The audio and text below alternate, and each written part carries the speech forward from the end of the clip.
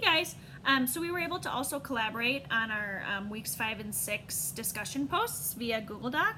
And Stephanie and Robert and I both kind of felt that culturally responsive teaching was more about than just race, which is something that I kind of have had like a hard time grappling with for a female white teacher, and that it incorporates more than just pulling in bits and pieces of other heritages into your curriculum and your instruction, but rather taking the time to invest in the how and the why and the building relationships piece of teaching and validating other people's experiences rather than just guessing about things and trying to pull things in.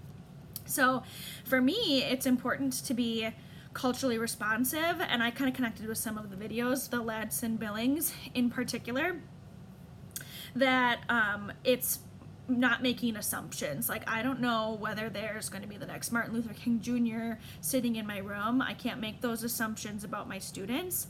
And if I did have a crystal ball, things would be kind of different, but I'm really not helping them reach their potential by making those assumptions. So how might being culturally responsive help all learners to achieve more? For me, by approaching it through a culturally competent lens, teachers are able to build community and relationships that kind of bridges the gaps between some of those different groups of people. Cultural responsivity doesn't necessarily just include the minorities, which was another aha moment for me, because I think we assume interacting with other cultures is just somebody that's different from us. Rather, it's bridging the gap between everybody's different experiences in the classroom, even the ones that are similar to how I was brought up.